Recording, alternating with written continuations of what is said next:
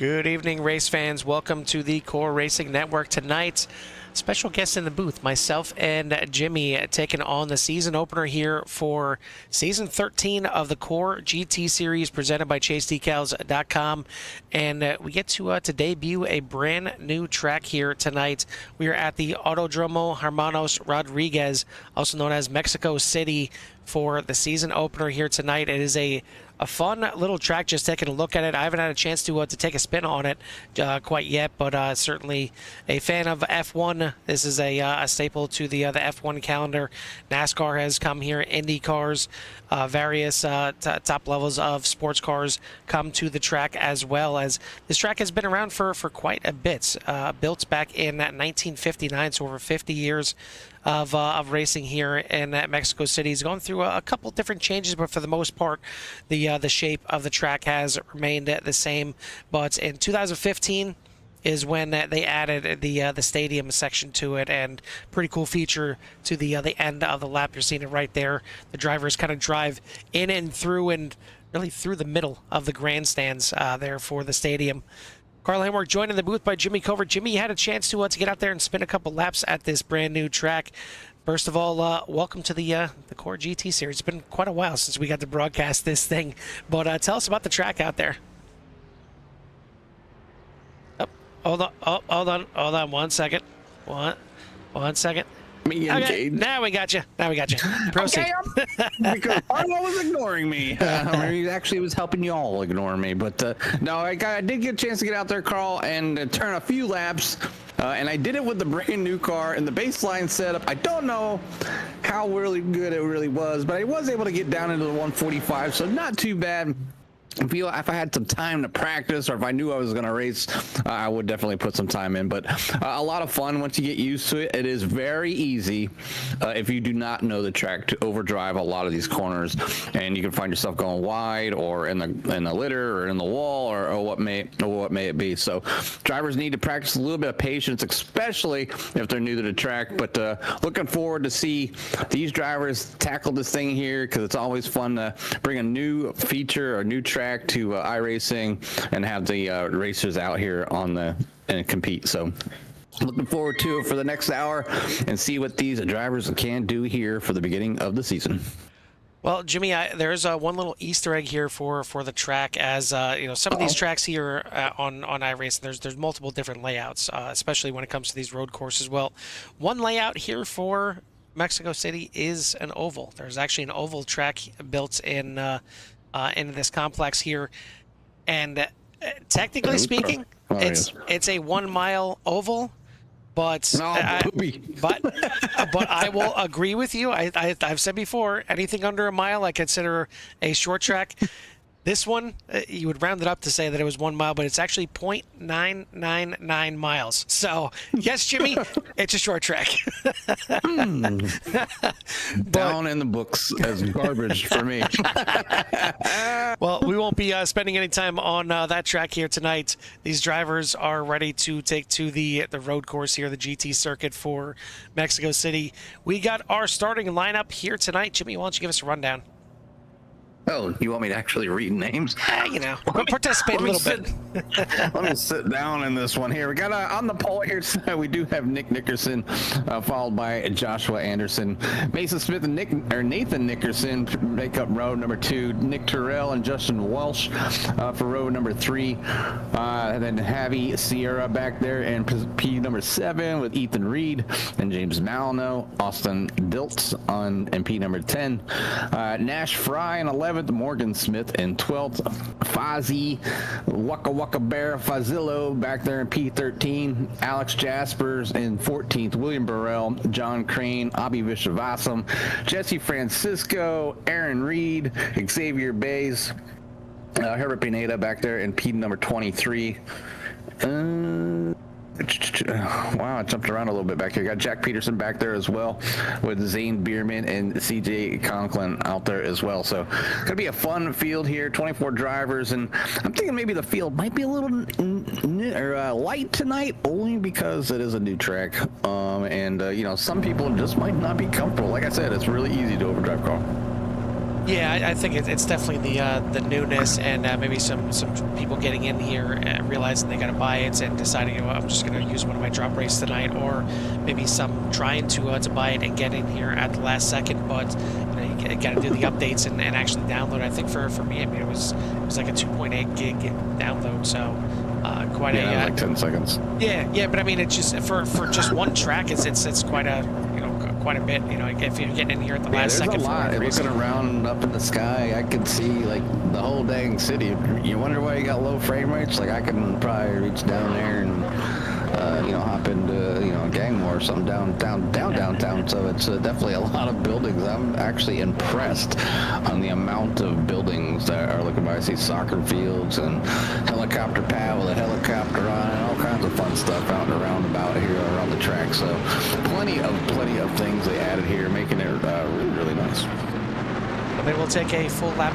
around this track. We'll get the track map up here for everyone to peruse, or not, because that's right, this is a new one, so we're not going to have a track map. I'll try and see if they have anything on iOverlays and switch it up here and bring that one up if they do, but it is a pretty fairly new track here to iRacing, so no surprise that SDK doesn't have the track quite yet, but we'll get to see the racing action here for the first time. One thing I'm surprised at, Jimmy, is the man that's starting in second place, Josh Anderson, sponsor here of the series with chasedecals.com. So I'd love to see him be up there. But I mean, he's a silver driver for a reason. You know, he's been in the series for quite a few seasons now, and that's kind of where he's made his mark, and he's kind of settled into that silver division. But I mean, a fantastic qualifying effort out here, and just barely gotten you know, bested by Nick Nickerson at the front. Mason Smith going to start there in third place. Certainly, I'm sure getting some eyes on the track and getting some laps in here to get him prepared for CSRL next week, as that's where they're going to be heading to Mexico City. I know we're going to have a special guest a little bit later on in the race that has certainly got his eyes on tonight as well, maybe taking some notes. But we got a good-sized field out here. Looks like 24 cars are set to take the green. Looks like Herbert Pineda and CJ Conklin. Not sure if they are going to start from the pits or if they miss a start, whatever the case is. We got 22 cars pacing around the track right now, and it's again, it's a brand new track out here. So hopefully the drivers use a little bit of care and a little bit of caution to get this thing set up, because it's. You want to start off the season great, and it can be tough sometimes, Jim, when you start off with a brand new track. Yeah, it's really tough, and even the start here is going to be quite hectic here. As the start-finish line is like right after this quirky section here. It's a sharp right, a little short shoot, enough to step on the throttle for about 2 seconds, and it's kind of blind right here, and it's more than a 90-degree angle. It's you know, it's probably more like a 130. Then you're back to the right again, down to the short shoot, and then another sharp right-hand turn, and the start-finish line is right about here as they're getting ready to go. As pace cars in and away they go here. Is I thought right to the start-finish line. Lights on green yet, so there they go. And we are racing here in Mexico City. Again, I'll try and get the track map up here. I do have it up on my screen, just trying to figure out where exactly it is. But you see, it is tight racing, heading down into one, almost 3 wide. There may be a shot from definitely 3 wide from Mason Smith into Nick Nickerson there into turn number 1. Looks like everyone, for the most part, kind of feed through there. I don't know how there were no off tracks on that one. Looked like a couple of yellow flags in the back. Maybe drivers go a little slow, but Jimmy, we survived the first couple corners somehow. Well, I mean, they have to. They have to get this thing down. They have to learn where their areas are. There's three wide back in the pack. There's these tight chicane. That's just obviously everybody pushing as hard as they can. Track positions, everything here, and you want to get in clear area. Plenty of room to race, but you want to get that free open air and be able to set your car up for the corners as best as possible and get the runs out of the corner. You can't do that running side by side. And it does allow the drivers usually in front of you to start pulling away, and that's what's happening here through most of the field. It does look like up front Nick Dickerson was able to just run away freely, though, as his competitors have to compete with each other a little bit harder than Nick getting away there super early on. Start heading into the stadium section for the first time. Looks like Alex Jasper's having an incident towards the back of the field. Aaron Reed, Viva Shabassim caught up in that one. But it's Nick Nickerson that's going to take it out and lead the first lap here in Mexico. We'll get the standings up here, and then we'll take a look back and show you what exactly happened on the start of this race. There we go. All right, so we'll take a look back and see. This was Alex Jasper's. Looks like already some major damage. I didn't see anything happen earlier on. Must have been a brush up with somebody else, and right there, definitely a brush up. I believe that was Aaron Reed getting caught in that one. And we'll see, must have been Viva Shabassim getting mixed up here as well. Right there. Oh wait, maybe cutting across the front of the 17. That 17 there is Aaron Reed, so I'm not sure who the one that shot across there was, but I mean, really not too bad for the first lap there. Everyone kind of getting through for the most part. Nick Nickerson from the lead slides it sideways, brushes the wall a little bit, gets it back on track. Gonna lose the lead, and just as we come back onto him, gives it up to Nick Terrell now. So Nick and Nick at the front. Nathan Nickerson, in case you weren't confused enough already, is up there in third place. Jimmy, we got a Nick Nickerson, we got a Nathan Nickerson. One's in platinum, one's in gold. So there's differentiation there. We got a Mason Smith, we got a Morgan Smith. One's in platinum, one's in gold. So you got that there. So yeah, I mean, do we need to start putting up full names up here? I mean, that's up to you. You don't want to give a bargain, but definitely we don't want to clutter the screen too much. As obviously we stretches out quite far across the screen. But a lot of things going on here, and these drivers doing a pretty fantastic job, I think, so far on a new track. They're out here getting things done. A lot of them probably still learning, and probably happy to have somebody right in front of them that they can follow around. Might slow them up a little bit, maybe they can drive a little faster, but until you get used to maybe the way the car is, where the car is supposed to be set up, where the braking points are at, I think we're going to see some cars are spreading out. But Nick Terrell up front now with Nathan Nickerson making a mistake, and now it's can Nick Terrell stay mistake free. I've seen Nick Terrell race plenty of times, been on the track during special events with him and everything, so he's a good driver, and that's why he's in the platinum division up front with the rest of the gang. Nathan Nickerson back there in P number 3, looking to get a good run here as well. Mason Smith, always a threat no matter where he goes, seems to be able to bring them cars to life no matter which one he drives. I've seen him drive pretty much everything in the inventory of iRacing, so but obviously the Astin Martin being the big flavor of the month now. It felt, I was in the baseline setup when I was going around here tonight in the Aston Martin, which I have 0 time in as well. And the car actually felt okay. I didn't think it was too bad. It was a little sluggish, I think, down in the lower gears. It didn't have the amount of torque like the McLaren has, once it hits that really high RPM. So just a little bit different driving style, but I think it suits anybody that likes like the Mercedes, the Mustang, that type of car.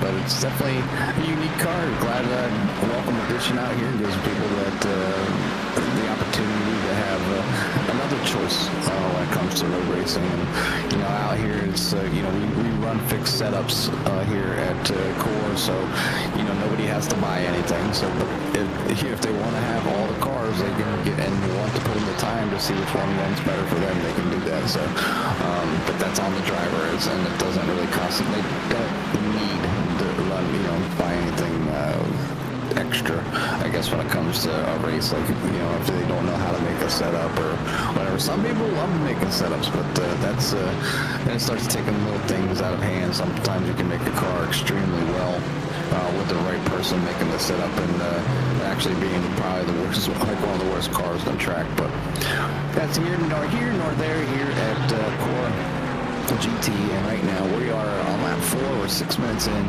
plenty of racing. Nick Terrell's still out front for the Platinum Division. Nathan Nickerson out front for the Gold Division.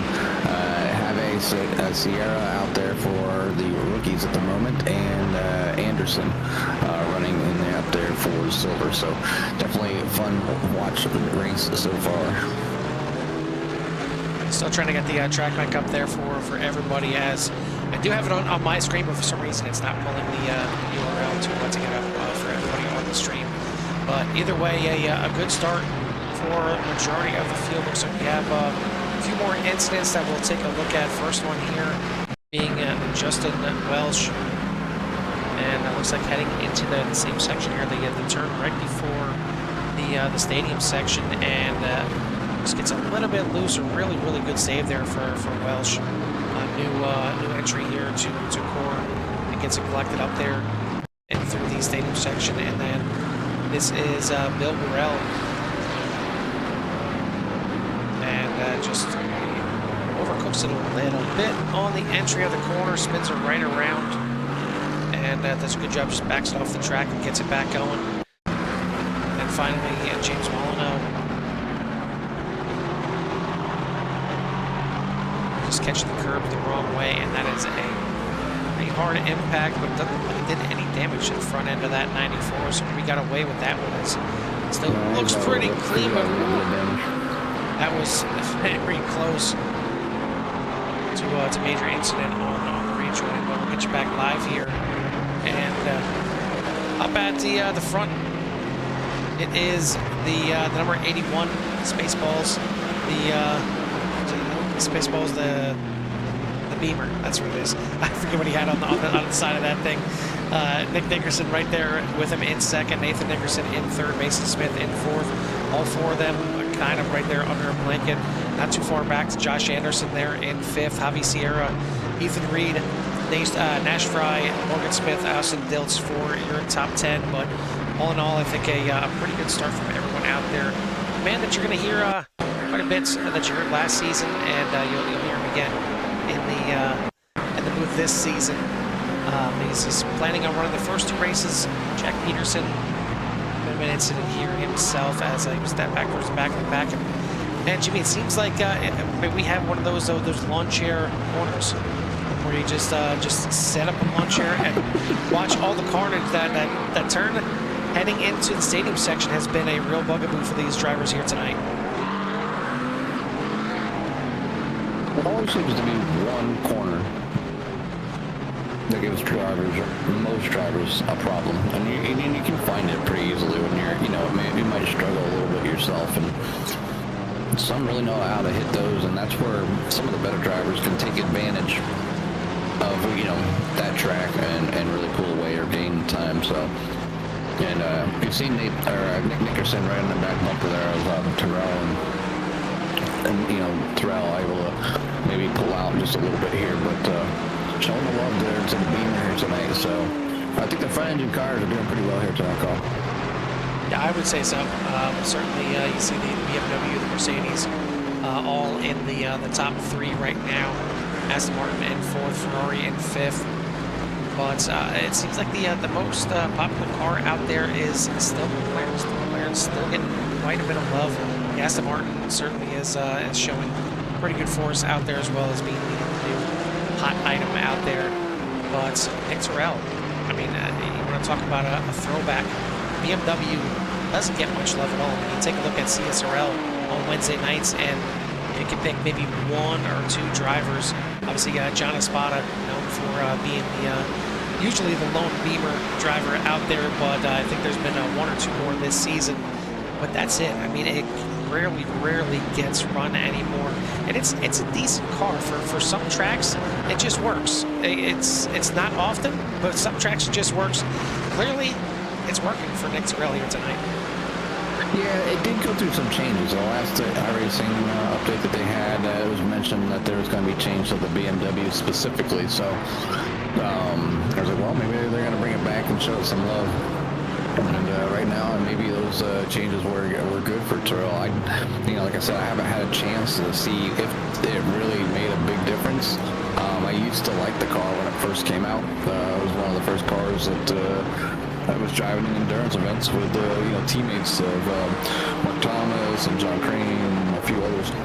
So, and we usually did fairly well in it. It was a pretty stable car. It was kind of more balanced. There was no real edge on anything. But when you're doing an endurance race, you're looking for consistency. So, I think that's one reason that people will go flock to it. It is a very balanced car. I think it's one of the easier ones to drive, in my opinion. But yeah, Terrell just knocking it out of the park here tonight. He's got himself a nice little lead now, up to almost his second and a half at least. Nick Nickerson and Nathan Nickerson, yeah, just doing a good job tonight, overall. Yeah, Nick Nickerson dropping back here a little bit. Another one that dropped back. Josh Anderson had a moment here and lost quite a few positions. He was up there in 5th position. Talked about how good he was doing. A little too much throttle out of the corner. Has to get it off track. Doesn't want to hit the wall and damage the car. It's been running too good for him here tonight. But he's going to lose quite a bit of time. Drops from 5th all the way back to 10th. But no damage done, so he can live to fight another day. He drops to 2nd in the class as Austin Diltz gets on by him.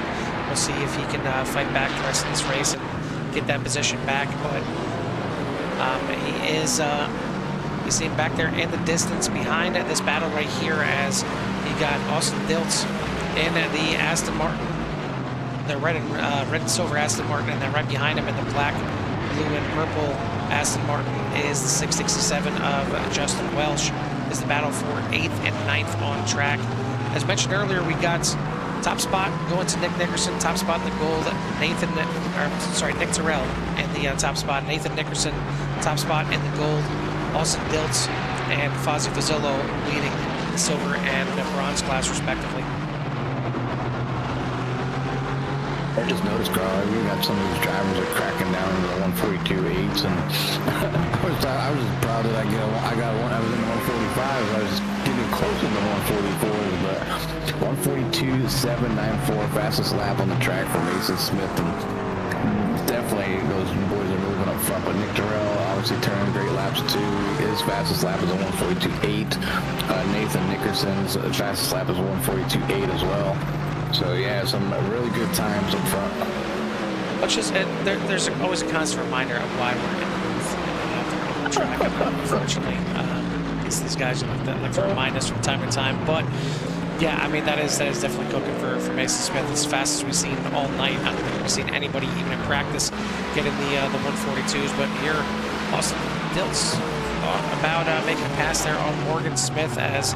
They both Diltz and Welsh have caught up to Morgan Smith here, so it's 7th, 8th, and 9th on screen. And then Josh Anderson trying to get that car back going here. Looks like Aaron Reed may have had a bit of a moment. Certainly the 17 already looking worse for wear, but again, Jimmy, same corner, but this time gets some help from behind. And he's going to have to take that 17 into the pits after that one. And then Alex Jaspers and the 117 just a little bit curved the wrong way entering the corner, and luckily for him, he's able to coast it back off the track before he can get back going. So it's really just a couple of troublesome spots. It seems like anytime we look at an incident, we're certainly going back to one of the same spots, but it's really kind of like 2 spots here on the track right now. It seems to be a little bit troublesome for the drivers. Another battle back here between Fozzie Fazzillo and John Crane. Fazzillo somehow is fast enough in that 061 with that. I mean, he's getting good air to the front of it. That engine's staying nice and cool, but it's certainly it's not getting a lot of good downforce on the front of that McLaren. But somehow he's making it work. He's hanging out there at 14th and doing enough to just, try and get to that fuel window and get to, right around that halfway mark to split this race up. And he is still leading the bronze. I mean, there's the battle for first and bronze right now. Fozzie Vazzillo in the lead. John Crane right there in second place. Looks like James Molyneux, Aaron Reed, and Javier Baez have all made an early pit stop here. Not sure if that's too early or not. And it looks like maybe another incident here with Bill Burrell. And this is in the stadium section for once. So made it through the troublesome corner, but just a little bit wide and just a little bit too much curb. And luckily gets passed there by, I believe that was a Beavis Bassam. Good to see him back out here on the track. Yeah, he's been busy. It's been a while since I've talked to a lot of the road racers. Obviously, just busy on Thursday nights. Broadcasting the Virtual Velocity Racing League, and they had the night off, and this gives the opportunity for Peterson to kind of hop out in the car here tonight and get a race in. It's when you're used to racing all the time, and then you kind of switch modes to broadcasting. You start missing it after a little while, and then after you just you just like doing it. It's just watching the races and broadcasting, or just putting on the show for everybody out there to come back and see is just as fun to me these days. I mean, I bought all this nice stuff to drive with, and it just sits here powered off for the most part. Whenever I can get ready for this weekend, I've been doing some more practicing, obviously, but had to download stuff and get all the updates for some of the gear because it's just been sitting here just chilling, and I haven't had to use it, but I have it, so I can use it. So I guess there's a plus. Looks like Vazzillo is going to bring the 061 into the pits. Another battle up here. Ethan Reed ahead of Javi Sierra in fifth and sixth place. And you see some of these curves, they're definitely not shy in taking them, and they're jumping up and over them. But what I'm seeing is, the incidents that we've seen, other than the heading into the stadium section there, it seems like they're all on slow corners, slow entry, slow exit type of corners, and there's quite a few of them here in Mexico City that they're just tight sections of the track, and maybe just lower gears and hopping on the throttle a little bit too much. But the good thing is with the slow corner spins, you're probably not going to touch anything. I mean, we haven't seen too much damage to the cars out here, other than a few getting into the back end of each other. And certainly I'm sure that's what happened with Fozzie Vazzillo, but he'll get back out there with a cleaner front end to that McLaren now that he's made the pit stop. But good battle right here as we head back onto the front stretch. And Ethan Reed and the McLaren, and right behind him, Javi Sierra in the Mercedes down the front stretch. And it's a long front stretch here, heading down to turn number one. A really good opportunity to get a good draft and try and make a pass, because a lot of this track is flow. And if you don't set up at the right spot, you're not going to make a pass for an entire lap. Yeah, and there's so much speed, you gotta hit that. And that was one of the corners I was having kind of troublesome finding the braking point, making it,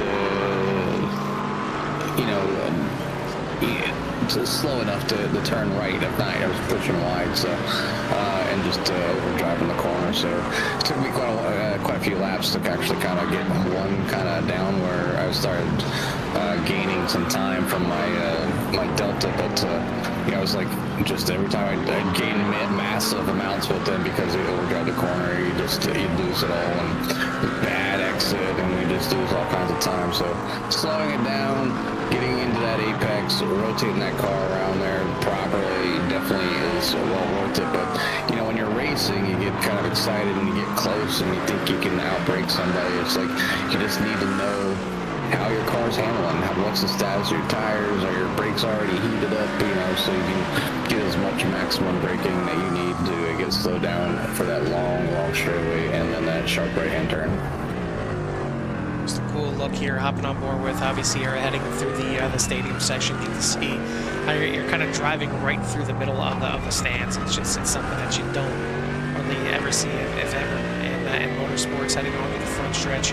as these grandstands are certainly packed here tonight for the Core GT Series presented by JCDecals.com. But it's not just the stands out there. There's certainly plenty out there in CRN Nation tuning in. I want to thank everyone out there for tuning in. If you haven't done so yet, hit that like and subscribe. Get you in touch with everything that CRN has to offer. But we got another one that is tuning in, and not just tuning in. Special guest here tonight is going to be the driver of the 88 over in CSRL. That is the only Craig Jancic joining us up here in the booth. Craig, you're getting to get a little sneak peek of your Wednesday night track here. What do you think of the action here so far? Yeah, good evening, guys. It's nice to have the suit and tie on for once. I'll tell you what, this facility is beautiful. You can tell that, if you've watched any series here, you can really recognize that this place is just top notch. And I don't think there's any better place to actually recognize that from than the driver's seat. These onboards here tonight, man, are incredible. It's an honor to be here with you guys, but just to be taking in this track and the action that's been presented so far. I mean, that lap one was a true miracle that the whole field really survived without too many major hitches. So certainly, a lot of different makes and models out here tonight, and really not one in particular, kind of sticking out. I mean, you got out of your top 10, you got BMW, you got Mercedes, you got Aston Martin, McLaren, Porsche. I mean, just about everything, and even Ferrari right there in 11th. So it doesn't look like there's one necessarily make or model that's standing out here tonight. Without giving anything away, is there a car that you're looking forward to? Looking at the track map and looking at how this thing drives here tonight. Is there one or two that you're kind of leaning towards that maybe would be the better of all the others? Yeah, the data that I review weekly when we have these free reign of car choice is really pointed to the podium choices here tonight so far overall. BMW, Mercedes, and Astin. And you guys were kind of alluding to this a handful of minutes ago. It kind of seems like the current GT3 state is looking a little bit front engine meta. Which is brand new for me. Aside from the Mustang, I don't have a whole lot of front engine GT3 experience, and honestly, it's really not my preference. But I'm surprised that I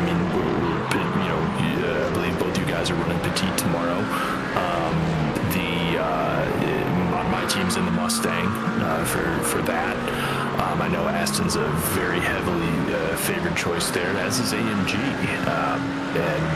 So far through CSRL for 2 weeks, it's been at least in the Platinum class, it's been front engine wins there too. So could be an interesting thing to pay attention to as the season goes on. I'll be in the car for 2 different sessions. Me and Jimmy will be in on the Saturday session. I'll be in with another team on the Friday session. I'm pretty sure we have the best car in class. It is the only car in class. We're going to be the LMP2 in both. So if we get beat by any GT3s, there's a freaking problem. Let's just put it that way. Yeah, I mean, hey, if it rains like it, the weather channel's looking at, you might have a chance at overall honors. You're right, exactly. So, I mean, looking at the field here, you certainly have some of your competitors that you deal with on a Wednesday night. You got Mason Smith out there running in third, and are you keeping an eye on lap times out there to try and see when you get out there and get your testing in? Okay, this is the kind of lap time that I'm shooting for. I actually have, yeah. I noted a couple of different times when Mason's gone purple so far.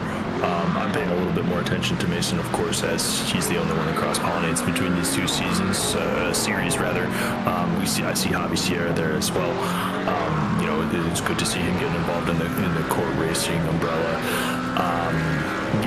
I think that these 142s, based on studying official data as well as what these guys are running out here tonight, the 142s are like mid-tier top split laps, which frankly, giving Mason some extra experience does frighten me a little bit. So we're gonna have to just kind of see what that's gonna come out with if he's already turning I'm sure I could find a session where he'd have a top 10 and top split with that lap time. Yeah, I mean, just talking to Jimmy and getting an idea what kind of lap times he was running in practice. Granted, it's not the same setup, maybe a little bit more fuel, but I mean, it's 142 seems like it's a burner lap, and he's not the only one out there right now. We've got our top 4 drivers all running a 142, but Terrell and Nathan Nickerson with a 42 and a 43, and even Nick Nickerson with a 42.43 as well. Mason Smith with a 42.48, so all kind of right there at the same mark. But getting close to this halfway point here, Jimmy, what do you got for Craig here? What kind of ideas you want to pick from him? Stop looking. Stop cheating. No, man, it's always a pleasure to have you in the booth, whether it's a chance to talk to you during your podium finishes over there. Or just hanging out. It's always a pleasure. So it's always good. It's good to have insight from another driver. Actually racing weekly, or a few times a week. Me and Carl are getting a little rusty. Probably have to. I wouldn't say take a huge break, but maybe break and just get some laps in some of these cars and refresh our memory with some of these courses, especially these new ones. And I tend to try to do that when I'm setting up cameras and I go out there and I was just kind of telling cars like, hey, maybe buy the track. Oh, by the way, I bought the car. Like I bought the Astin Martin too, so I was like, well, why not just try it all at once and just slap on the course? And I didn't throw a setup in it or anything. It was just baseline, and it felt good. I can't really complain. As soon as I figured out where the braking markers were, because they're up on the wall, and you just, well, what's best for this car? What's the braking power like? And as soon as you figure that out, you know that somebody's got some quality time and racing and knows those lines. You're gonna put those times in, like Nick Terrell, Mason, Nathan Nickerson, Nick Nickerson, all running into 142s, and just time. It's not just a lucky lap; they're doing it time and time again. So I mean, it's there, and it's just all about hitting the marks. And now leaders are starting to come up into traffic, so it's kind of fun to see how they kind of navigate through that too. Because obviously a newer track, and with the spread of experience between the drivers, you're going to have lap cars, and how's that faster driver cope with that? And that's a pretty big thing here. I mean, you can see these turns are just they're not just like sweeps. they're pretty big and tight in a few areas. So I wish you all the best of luck when you get out there actually in the car and race. But for right now, it's just glad to have you here, brother. Yeah, I really appreciate it. I appreciate the opportunity to come up here. I think that the broadcasting sect of iRacing is something that I have really, not really dipped my toes into at all. I appreciate you guys having me up here as a guest, and it really provides a whole new level of viewability, of interpretability of what I'm seeing, right? Because, I don't know the numbers of corners yet, candidly, but, we have that one corner where we're all going to set up our lawn chairs and just keep watching these McLarens that can't take the curb right, just keep spinning and spinning and spinning. And that tells me right away, like, we've got, there's something material here that's not preferred. And I'm watching Terrell and the BMW, Mason and the Astin, and the Nickerson family. They're probably related. If no, they're not. They're not related. All right, great. The two Nickersons of Core Racing Network. That's truly amazing. They in the AMG here, they're really hitting these curves hard, and they're not really wavering from it. I know Nick had his moment out of the lead, but that looked more like an overdriving thing than anything else. So it's a really cool perspective, and honestly, if you guys watch any of the NASCAR Xfinity series when they have drivers up in the booth on Saturday, those drivers really tend to go towards the front on Sunday, and maybe that's a story that we can tell on Wednesday. Who really knows?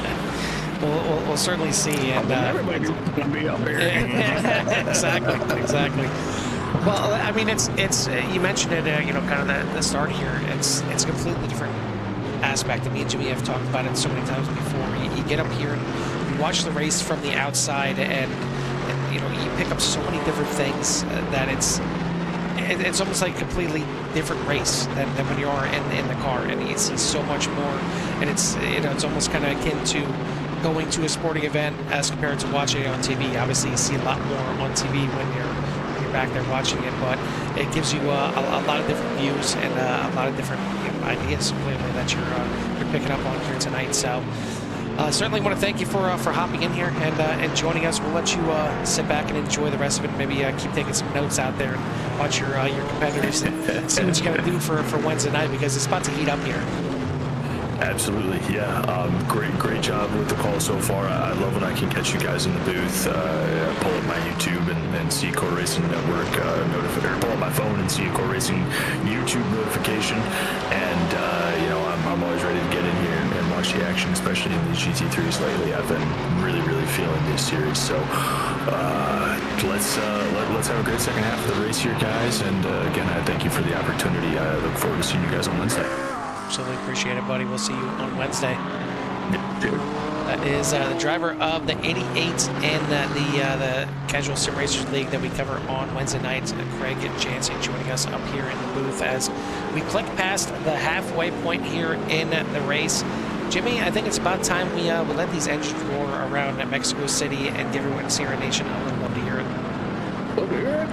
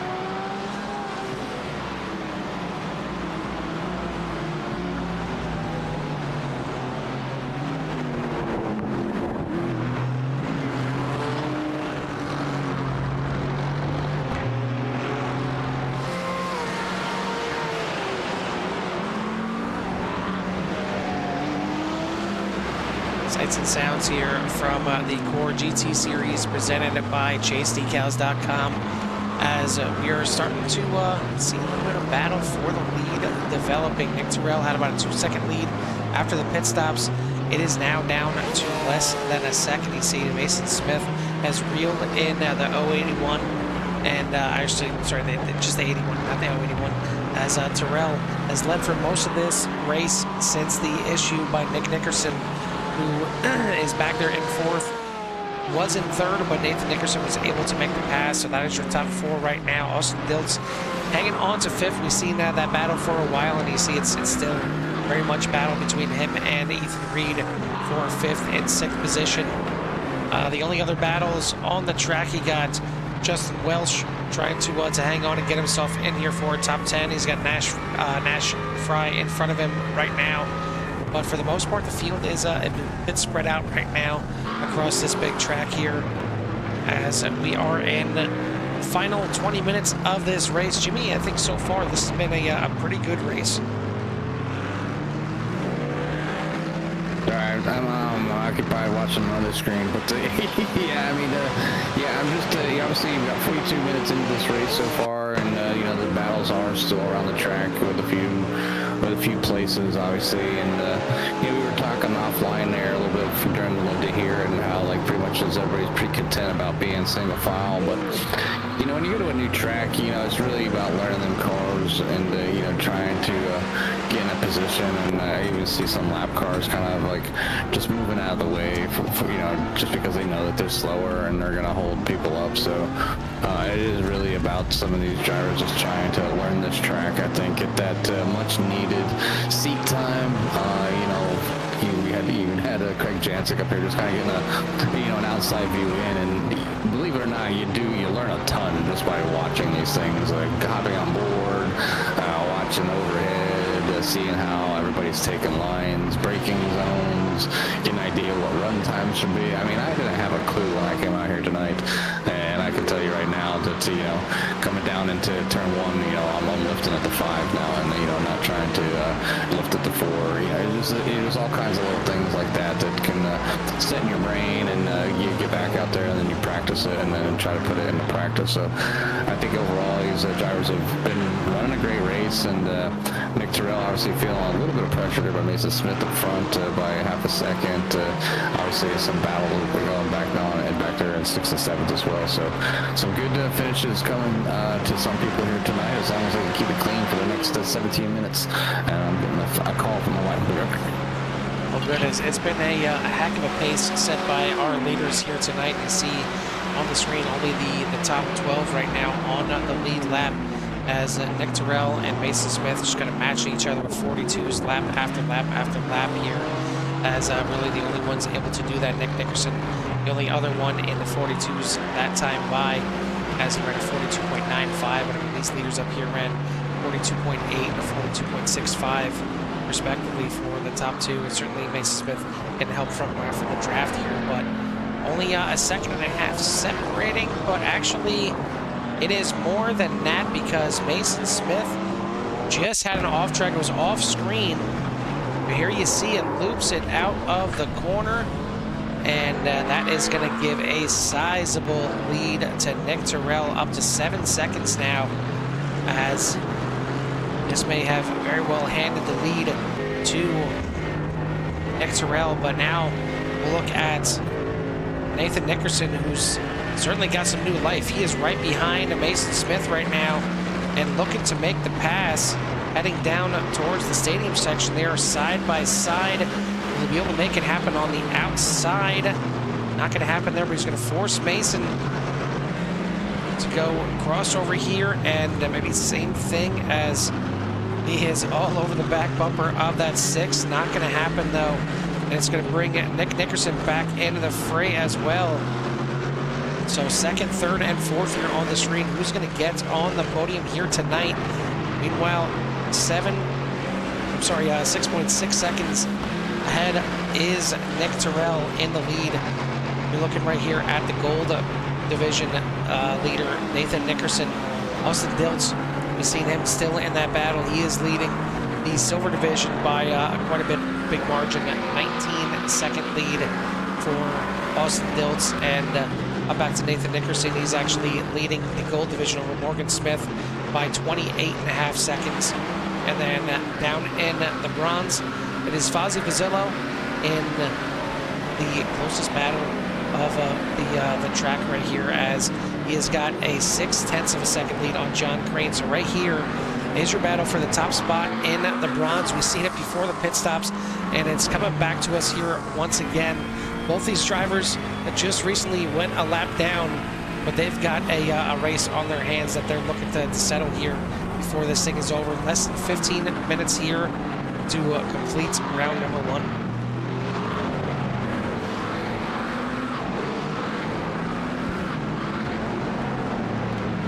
Real technical section of the track, and kind of another stadium-esque section of the track there. The bottom portion going through, and it's really tight technical corners before you head into this flowy section of the track where you just sweep it back and forth, left and right, left and right. But you see how close the battle is, and Crane had to go wide on that one. And gonna lose quite a bit of time. Now it's 2.3 seconds between Fazillo and Crane, and a couple cars in between. And I believe those cars in between are the other battle on the track for 5th and 6th, and indeed it is. So now that they go by, it's going to tighten that battle up here once again, as John Crane now back to within a second. As you see Austin Diltz and Ethan Reed make their way by. We'll see if Ethan Reed can get a top 5 on his debut, or if your silver division leader is going to get it done. Morgan Smith into pit lane, so it's going to be the second round of pit stops commencing here. I'm not sure if these drivers are going to be able to stretch it out and make it on one stop here tonight. As you see Morgan Smith pitting here with about 12 minutes left in this race. Just a quick little gas and go here for the 58. Mason Smith still in second, but not by much, half a second. Still back to Nathan Nickerson, and then another second back to Nick Nickerson, but that's not the preferred line for sure through that corner. And Nathan Nickerson going to close in here one more time.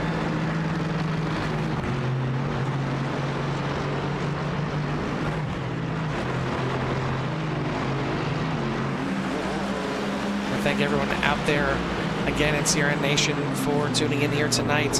Hit that like, subscribe, get you in touch with everything that CRN has to offer. As it looks, we've got another core alum, and certainly over there in CSRL quite a bit now that we can talk about. Chris Hamilton out there, and looks like he's locking in one of his picks, and I'm sure he's loving seeing the Mercedes having quite a bit of success out there. Certainly a big fan of the Mercedes is Chris Hamilton. I'll have the pleasure of hopping into the car with him tomorrow night for the Petit Le Mans, along with Dave Telford, and then myself. The two broadcasters typically here, Alan and Jack, as well as Jimmy. All 4 of us are going to tackle another session of the Petit Le Mans. So a little bit of a crazy weekend. Of course, you know, it makes sense. You know, our couple days off of broadcasting, we get in the car. So 7 days of racing for us here this week. It's or at least for me, it's going to be quite filled. We got a lot of good racing action left in this one, as again you're seeing second and third doing battles right now. The lead is shrinking down a little bit. It was out to about 6.5 seconds. It's down to 4 seconds right now. So not sure if Terrell maybe letting off a little bit here, maybe trying to save a little bit of fuel, knowing that he's got a good size of a lead. And certainly the battle between these two, and maybe they're helping each other out as well with a little bit of drafting, trying to catch up. Back a little bit further, back half of the top 10, Morgan Smith and Nash Fry here doing some battling right behind the 17 of Aaron Reed lap car right there in front of him. And then battle back here, still waging on for the top spot in the bronze. John Crane, it's a good run this time. And it's crazy. Fozzie made that car fast and kept it in front of John without a front end, and now he's got a front end, and it seems like maybe he's struggling a little bit more to keep it in front of him, as Crane looking to the inside, but he's going to back out of it. and fall back in line heading into the stadium here one more time.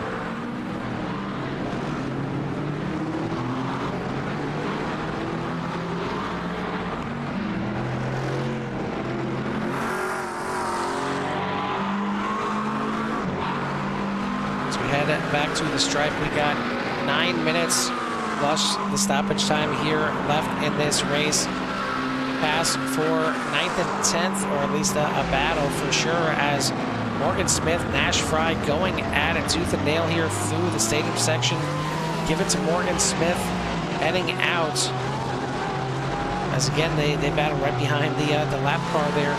Josh Anderson still up there in the top 10, but what could have been? I mean, he started up there, great starting position in 2nd place on the field. Certainly could be wrong. Wouldn't be the first time I've been wrong here on the broadcast, but I believe that is his highest start ever here in the Core GT Series.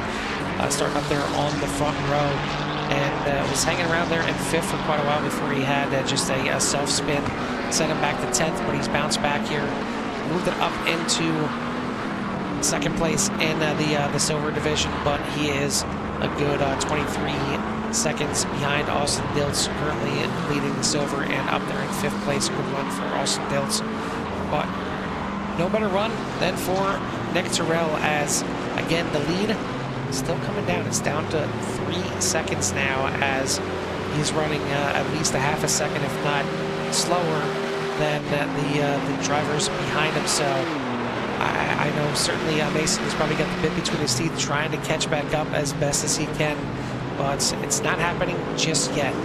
He's still got Nathan Nickerson right behind him. Nick Nickerson's right there as well. As it seems like the sun is setting here a little bit in Mexico. Don't see the lights coming on yet, but it seems to be getting a little bit darker around here. No rain in the forecast, but Austin Diltz now gives up his top 5 spot to make his 2nd pit stop.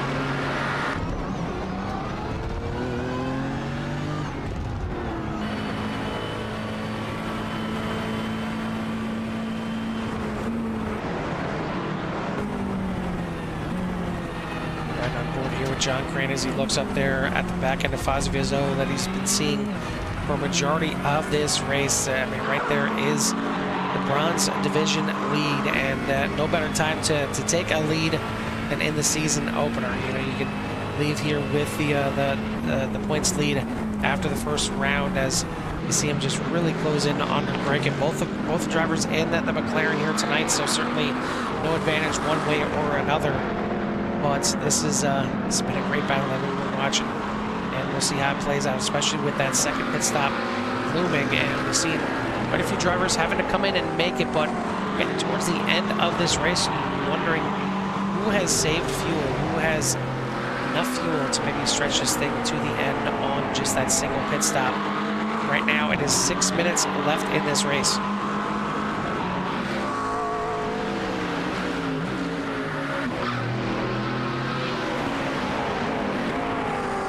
Fastest lap of the race for Mason Smith, as he runs a 1:42.43. Kind of crazy. Nick Terrell, his fastest lap of 1:42.36, and then Mason Smith, Nathan Nickerson, Nick Nickerson, all with a 1:42.43 as their fastest lap. I mean, you want to talk about being on the same level as everyone else. That's pretty insane to this point in the race. That 3 drivers at the top have the same exact fastest lap of the race. But Mason just turning it on the last lap, so turning up the wick here a little bit late in the proceedings, and we'll see if it's enough to run down your leader again. It was out to about 4 seconds. It's now 1.5, as the leader is clearly in Mason Smith's sights here once again. I'm sure Greg Jancic and Chris Hamilton are eyeballing this one and realizing that Mason may be a tough one to beat here once again come Wednesday night when CSRL heads to Mexico. Only 45 minutes on tap for them, so this race would have been over by 10 minutes at this point, and this battle certainly wouldn't have come to fruition, but it is here tonight because we still got 4.5 minutes left. Probably looking at another 3 laps left as we head on to the front stretch here one more time. Does Mason have enough fuel to make it to the end? I'm wondering if that's why Terrell was kind of backing off the pace here a little bit and allowing Smith to catch back up. to make sure he had enough fuel to the end. We're going to see how this thing plays out. 1.7 seconds is the lead. As we look over here, Nick Nickerson has made the pass on Nathan Nickerson, and we'll take a look at how that transpired right here. Heading out of the stadium section, a light dive to the inside. What a move by the two to get the pass done. That was ballsy, to say the least, and a great pass. As we'll take you back live now, and you see that pass did indeed stick, as Nathan Nickerson right behind him in 4th place. It's like Javi Sierra was not going to make it to the end, so he brings the 979 into the pit. So another one in the top 10, not able to make it. So Ethan Reed is your new man in the top 5. Austin Diltz now moves himself back up into 6th position. It's like an issue for Morgan Smith as he spins sideways right at the pit entry.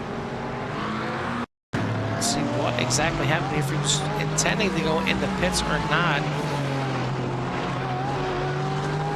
Now it doesn't look like it, just lost it coming out of the final corner. So that may be adding insult to injury, as yeah, he does have a black flag. That's going to be unsafe entry for the 58. You see him coming through pit lane right now. That is a terrible situation. As we get you back to your leader, as Terrell crosses the line. Did not get the white flag this time by, but both of the Nickersons, Nick and Nathan, no relation, into the pits here with both of their Mercedes. So they're not going to make it to the end. Will the top 2 be able to? This is now certainly getting interesting, and I feel like all that time that Nick Terrell gave up is to assure that he can make it to the end. And Mason Smith may be throwing a caution to win here, trying to get all the way to the end of this thing. What a turn of events. Can Mason reel him in? Can he get it done on fuel? Ethan Reed now from 5th place is into pit lane. Josh Anderson now brings the 79 into pit lane as well. So late pit stops here with less than 2 minutes to go. These drivers are having to take a gas and go to finish out this race. Nash Fry into the pits as well. Most likely we'll be seeing the white flag this time by. And will these drivers dip into the pits or not? They're into the stadium section. Or what most likely will be the penultimate time.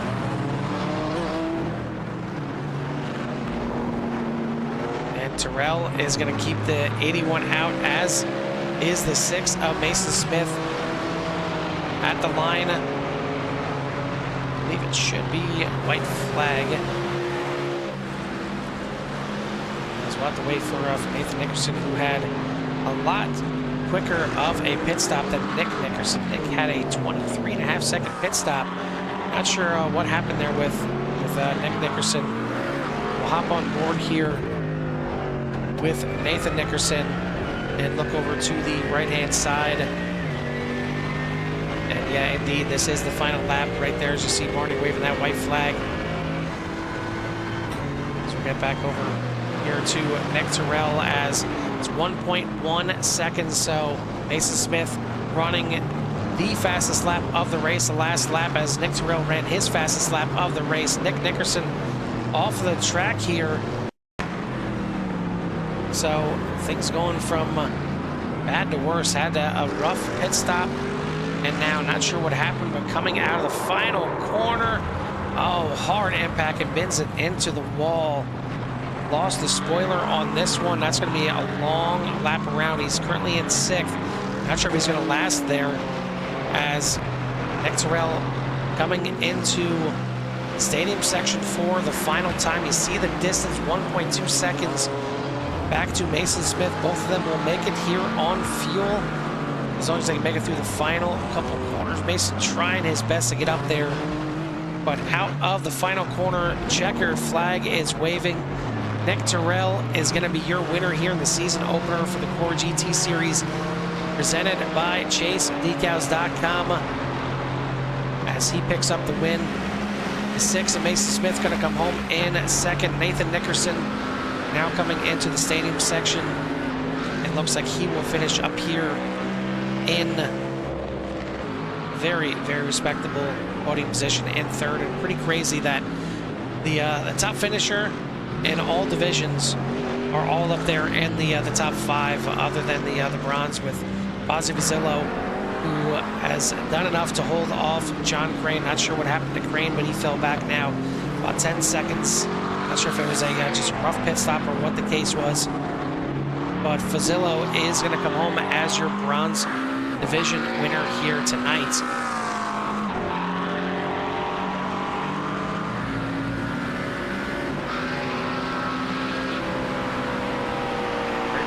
By quite a few rookies out there finishing in the top 10. Ethan Reed, the best of the rookies, up there in 5th place. Javi Sierra, certainly see him over there in CSRL. He ran in 7th place here tonight. Justin Welsh, Nash Fry, both new to the series as well, as they finish with 9th and 10th, so good runs by them. We'll get our top 3 and division winners here in a moment, but before we do, I want to give our shout out to the series sponsors, Chase Decals, as they specialize in wraps and graphics for business and commercial purposes, vehicles, fleets, emergency vehicles, and interiors. They are different from other graphics shops because they don't get into a lot of personal jobs, racing or motorsports stuff. So if you're looking for any kind of wraps or graphics, certainly check out ChaseDecals.com. We'll step aside for a moment, and we'll be back with our interviews from our top performing drivers here tonight.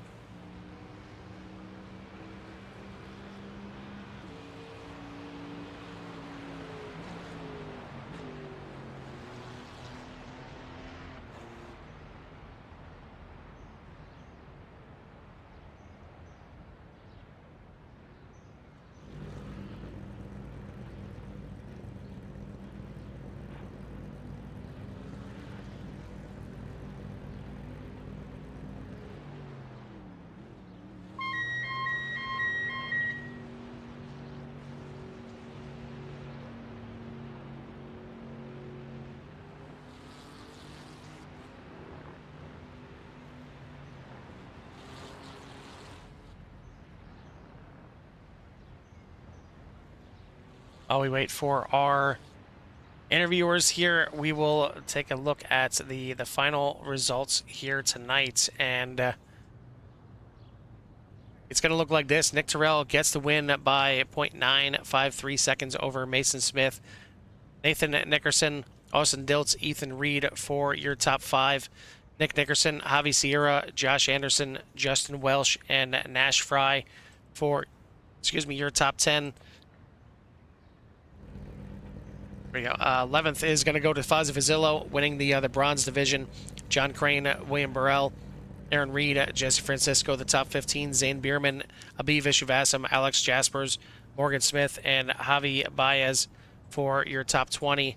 And James Molyneux, Jack Peterson rounding out your 22-car field. Herbert Pineda, CJ Conklin did not get out here and turn a lap here tonight, as looks like we got a few of our drivers ready, so we'll go ahead and start firing off some interviews here. Once again, I want to thank everyone out there for tuning in. If you haven't done so yet, hit that like and subscribe and get you in touch with everything that's here and has to offer. But let's get to some well-deserved interviews here tonight, and we'll start with our, we'll kind of work back to front here. We'll start with our top finishing driver in the bronze division here tonight. It's going to be Fozzie Vazillo. Fozzie, first time for the series, and first time for probably a lot of drivers out there heading to Mexico City here tonight. First of all, tell me what you thought of the track. I mean, certainly was enough to get you the bronze, the top spot here tonight, but what do you think of the track itself? I love the track. I've done a lot of laps here before in other games, so I was pretty familiar with the place. So I really like it. It tends to be a little bit slipperier here, no matter what the temperature is, because it's a dirty track in real life, but it is what it is. We all have to deal with it. Yeah, I think I've seen the temperatures cracking. I know it was at least 106. I think I've seen it get up to like 110 at one point. So it was not exactly cool out there for you guys tonight. Yeah, mine said almost 120 at one point I saw. Yeah, no, thank you. I'll stay up here in the air-conditioned booth. Thank you very much. But I mean, you had a heck of a battle on your hands pretty much the entire race with you and John Crane going tooth and nail on it. You did it in the first half of the race without a front end, but you did it in the second half of the race with a front end. And either way, it didn't seem easy for you out there. Yeah, I was kind of a magnet tonight. You know, things happen. It is what it is. But I credit my driving and my battle to Austin Dilts. We do an awful lot of driving together with him, you know, like a 10th off of my rear bumper. So it made me super comfortable. It didn't bother me at all that John was there, and worked out in my favor. Well, it was certainly a good race for you out here tonight, and again, enough to get the bronze division win here. So before we let you go and get out of here, who do you want to give a shout out to or thanks to? Definitely my WBM teammates. They helped me a ton to, you know, gain racing knowledge and some speed here and there. So I really appreciate those dudes a lot. Well, it certainly worked out. Get your preparation for tonight's race at Mexico City. So congrats on a win and almost a top 10 overall here. So great race for you tonight. Well, let's go celebrate, and we'll see you next week. Thanks, buddy. See you next week. That is your top finisher in the bronze division, 11th place overall, Fozzie Vizzello, and the 061. Top spot in the silver class is going to go to the driver of the 144, Austin Dilts. Austin, you finished with not only the silver division win here tonight, but you get that thing in the top 5 as well. So, I mean, I got to assume you're liking this new track here in Mexico City. I'm going to be honest with you. Those are my first laps there. I just bought the track, like a lot of these guys, I think. It's a lot of fun, though. I really like the track. It's really technical and fun to battle on. Well, it's certainly a new car, new track here with the Aston Martin out there as well. And it seemed like front end is what you wanted to have here. I mean, we see the BMW, we see the Aston Martins, we see Mercedes up there. A lot of front engine. Do you feel that played correctly out here tonight, you know, based on how the track kind of lays out? Yeah, it helped a lot, I think. My one of my teammates, Morgan Smith, was in the Porsche, and he was really struggling for front end grip the whole race. Yeah, I actually didn't even see that that there were a couple Porsches out in the field. I don't wish any unwell for anyone out there, but Porsches here, that I feel like the Porsches it's a fun car and it's a fast car, but any kind of tracks that go back and forth, and certainly Mexico City does that. It probably wasn't any fun for them at all, but it was fun for you out here. You had a heck of a battle for a lot of the race with Ethan Reed, and you were able to finally get it at the end. Yeah, is Ethan in my class? Now, well, he may very well be. Eventually, he's a rookie right now. This was his first race. Okay, because we were in Discord. He's one of my teammates too, so he was. We were talking. If we were in the same class, I owed him a position back. Well, we'll see if team orders come into play later on in the season for sure. But for tonight, you get the top spot in the silver, 4th place overall. So congrats on the finish. Before we let you go, who do you want to give a shout out to or thanks to? Big shout out to you guys. Always putting on a great broadcast. My teammates are showing up. Fozzie, Ethan, Morgan, and big shout out to my dad for always watching, and my wife for letting me do this. All right, buddy. Well, congrats again on the finish here tonight. We'll let you go celebrate. We'll see you next week. Thanks, man. That is your top finisher in the silver division. 4th place overall, Austin Dilts in the 144. We get to our podium now, and 3rd place overall as well going to go to Nathan Nickerson and the 280. Nathan, it seemed like kind of a 4-car breakaway for you guys for a majority of this race. It got shaken up a little bit with the pit stops, but I mean, you still had a heck of a battle on your hands with Mason Smith out there, with Nick Nickerson out there, and certainly it doesn't make it any easier on us up here in the broadcast when we have 2 N Nickersons, 2 M Smiths. We're gonna have to start showing full names out there just to understand who is who out there. Yeah, you can just give us numbers or an alphabet system or something if you want. But yeah, it was really crazy out there battling with 4 cars the whole time. Josh qualified really well. First row, was hoping he might be able to pull away and see him win for the first time. And then once we got down to 2 or 3 cars, I was like, let's just keep it consistent. Let's keep the train rolling, and hopefully I can push myself up towards the front. And Nick was giving me a bunch of pushes as well. It was a fun race. Yeah, I'd certainly seen the moment that you had coming out of the final corner, and he had that thing pretty wicked loose. It looked like you were avoiding another car that spun, and Nick certainly had a run on you that he could have easily taken you, but he decided to push you down the front stretch. Yeah, I was surprised by that. And that last corner of the track was a lot of craziness and a lot of goodness there, depending on how you took it. Like, if there's a lapper in that last corner, it made it pretty tough on knowing whether you go outside, whether you go inside. Really tough to know where they're going. And Nick sent it up the inside of me one time, scared the crap out of me. He was quick through there. That's exactly what I was just going to bring up. Did you see that pass happening, or was that just kind of a jump scare moment? Oh man, I heard him try it on me once. He was probably feeling it out that lap, and the next lap he just sent it. And I at least thought of it the lap before, so that probably helped a little. But no, it caught me by surprise. Well, at the end of the day, you end up getting him back here as he had the issues, and you finish up here, top spot in the gold, but a podium overall. So it's got to feel like a heck of a start to the season. Oh, heck of a start. I'd like to thank Ricky for not showing up tonight to give it to me. So. Well, that certainly helps as well. So congrats on the finish here tonight. Before we let you go and get out of here, who do you want to give a shout out to or thanks to? Yeah, we'll give a shout out to Ricky again for not making it, but also I bet he's watching and proud of me at least, and just wondering where the rest of the crew is, but thank them if they were watching as well. And then the family, sister's starting to get racing, so hopefully she can join soon, and anybody else watching, and you guys for broadcasting. Nice. Absolutely. Well, we thank that for sure. We'll let you go celebrate this one, and we'll see you out there next week. Thanks so much. That's your third place finisher here tonight. Top driver in the gold division, Nathan Nickerson in the 280. Second place here tonight is going to go to Mason Smith. Mason, kind of back-to-back nights here. You finish in second place. It seemed like you may have very well had the fastest car out here tonight, but just a couple of issues out there. A spin early on kind of set you back, and you had to settle for second place, but you did a heck of a job running down Nick at the end.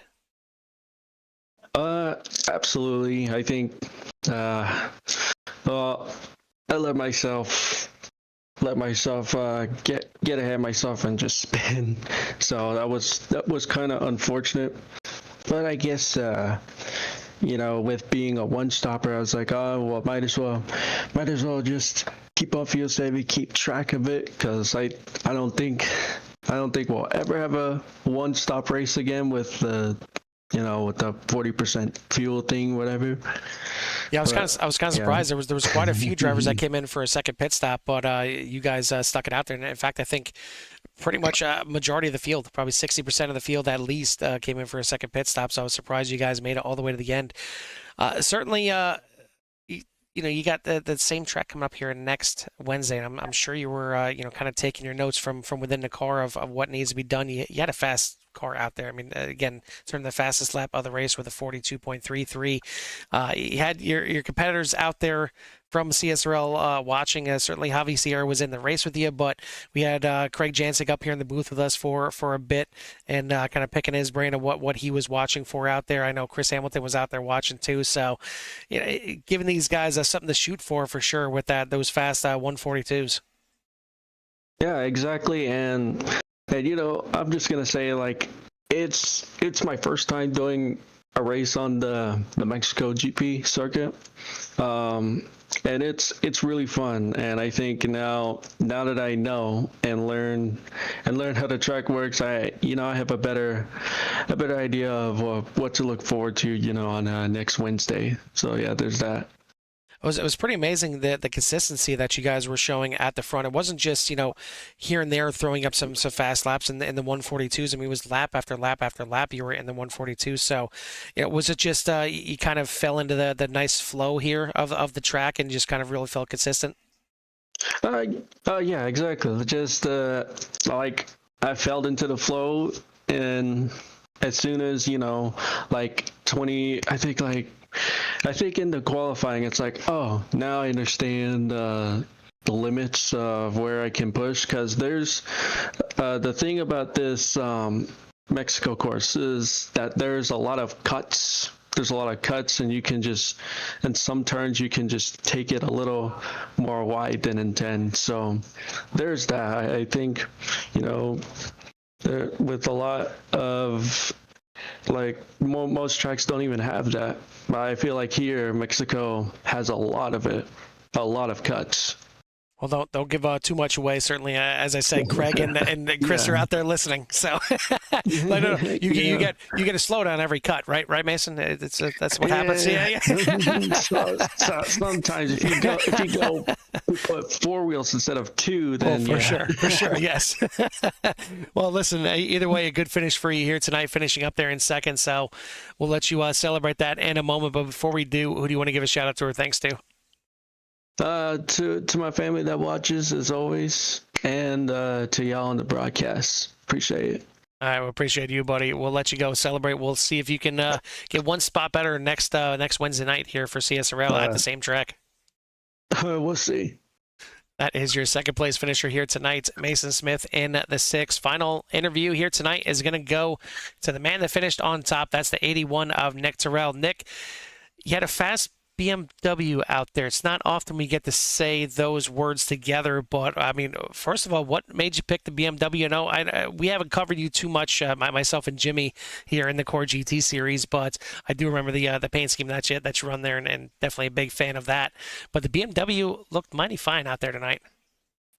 Yeah, it's I guess with the build they did the new Evo version that I was just driving it earlier, and it felt really good. It's one of my all-around cars that I can kind of get in and drive a decent pace. I just got the track earlier tonight too. I totally forgot that it was the new track, and I was oh crap, I need to learn that.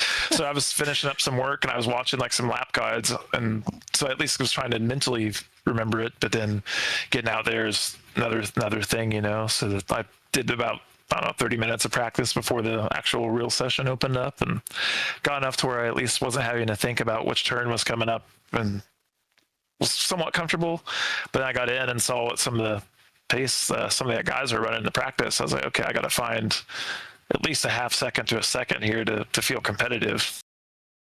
Yeah, it seemed like there was like one or two like really fast guys in practice, and all of a sudden it got a little bit closer in qualifying, and then it really tightened up when it came to the race. You qualified yourself up there in the top 5, but you got a really good early start to the race, moved yourself up there, and put yourself into second right before Nickerson had his issues and slid sideways and kind of gifted you the lead. But, I mean, from there on out, it was close, and your competitors were right there, and it was kind of a 4-car breakaway, but you didn't really look back. Was it a fact of just not really that many passing opportunities here, or did you were you out there just cruising along and wouldn't give them any opportunities regardless?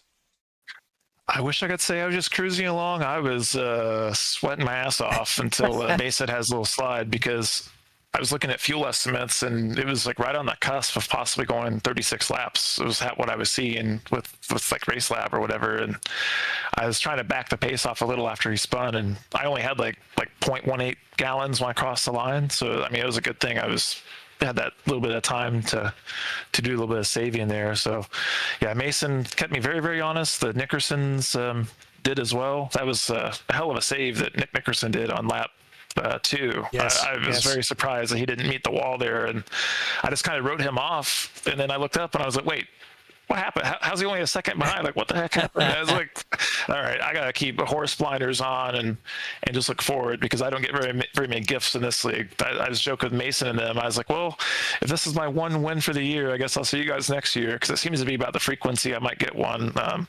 I prefer like GTPs and prototypes and stuff. So GT3s are the kind of the cars I like to drive sometimes, but I know I can't extract the pace out of them that some of the guys that mainly drive them in here can do. Yeah, it's certainly up. No Ricky out there tonight. He's out there in the crowd watching on out here, and certainly Mason gave you a little gift. Nick Nickerson gave you a little gift, and Nathan just couldn't get up there close enough to you. But you take him when you can get him, like you said, and certainly you don't mind taking it on the season opener as well. So definitely the best way to start the season. We'll let you get to some celebrating, much deserved here in a moment. But take a look at the upcoming schedule this season, as quite a few, not brand new tracks certainly like Mexico, but some new ones kind of making their return to the series, like Catalonia coming up next week. You got Silverstone as a 2-hour season finale. Are there other tracks on the schedule that you definitely feel like kind of suit your eye a little bit? Yeah, I'm trying to find. There we go. Got it now. Le Mans is pretty good.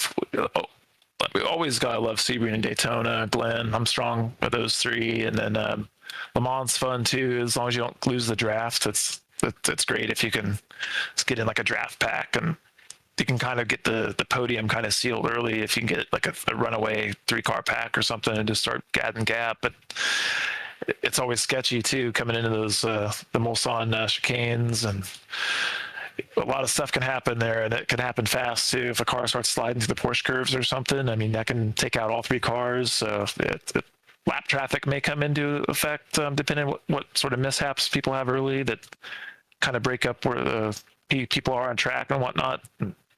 Indy's a fun track. There's some fun passing opportunities there, especially coming in turn 1 and stuff. I think that'd be good for broadcasts. I can't picture Catalunya in my head right off the bat, but I'll get some seat time in and try to at least represent the best I can next week. Well, I mean, the way it worked out here tonight, maybe just keep forgetting about it until the the day of, and just look at some track guides and do the same thing, because it clearly worked out here. Yeah. Not getting any kind of practice. I'm not going to bank on that, man. I'm never going to bank on that. You're very lucky if you get a single gift in a race in this league, man. Yes. And Yes. the fact I kind of got like 2 of them tonight, I feel like it's like my season of luck is already tapped out. So I'll just see if I can keep it clean and just represent. I'll appreciate any podium I can get. Top 5s are always sweet too. Top 10s is kind of a secondary goal. But yeah, I was surprised tonight, honestly. I'm smiling. I'm looking forward to watching the broadcast tonight. I got to actually log back in and do some work late night, unfortunately. And so I'll have that queuing up while I'm burning the midnight oil. Absolutely. Well, that was a good one to watch for sure, and you get yourself at the top of the points to head out of here and head to Catalonia. So, congrats on the finish here tonight. Before we let you go and get out of here, who do you want to give a shout out to or thanks to? Oh, as always, first and foremost, you all for putting it on, doing the stewarding and Tilford with the data and just good communications, good system that keeps people honest and all that. People were pretty respectful. So anyone that's respectful when they know like a battle's coming up behind them and they kind of get out of the way, even if it might impact their race a little bit, I got to appreciate any folks that do that. And most of all, my wife that puts up with me having race nights a few nights a week. Keeps me around the house, I guess, keeps me out of real life trouble, keeps the adrenaline fix kind of tickled, so it's compromise. Relationships are about compromise. What's the saying? It's some people say happy wife, happy life, but I'm an advocate for a happy spouse, happy house. There you go. So there you go. That's the one that I makes like it. a little more sense. Yeah, that's the thanks there. Nice. Well, congrats again on the win here tonight. We won't be in attendance up here in the booth, but we'll certainly be watching with an eye on the standings to see if you can go back to back at Catalonia. And again, whatever works. I know you want to try and get out there and get practice, but hey, sometimes no practice, you don't develop any bad habits too. So we'll see. Yes, it'd be kind of wild to do a league season where you draw tracks out of a hat like the night of or something. That'd be a chaotic night. But, there's a local league that had some sims and stuff that we were doing, and that was like how they would do stuff. They would do like a random track draw each Monday. So that way people couldn't be like sweating like crazy, practicing to the point they could be like driving with their eyes closed, But yeah, it's great fun though. I look forward to my Thursdays because then in addition to the good race night, the next day is Friday, So this kind of leads into a good weekend if you have a good Thursday, So. Well, you heard it here, all you GT drivers out there. Nick Terrell wants chaos, so we'll see what happens in season 14 if there's any kind of day of chaos, and you can blame Nick for all of that. But either way, I put that thought in your ear. You put it out there. It's on the broadcast now. Yes. It is out there in the cloud. All right, buddy. We'll take some time. Take some time to celebrate this one. We'll see if you can get any more for the rest of the season here, but it's certainly a well-deserved one here tonight. So congrats. We'll let you go celebrate. We'll see you next week. Thank you, fellas. Have a good night. You too.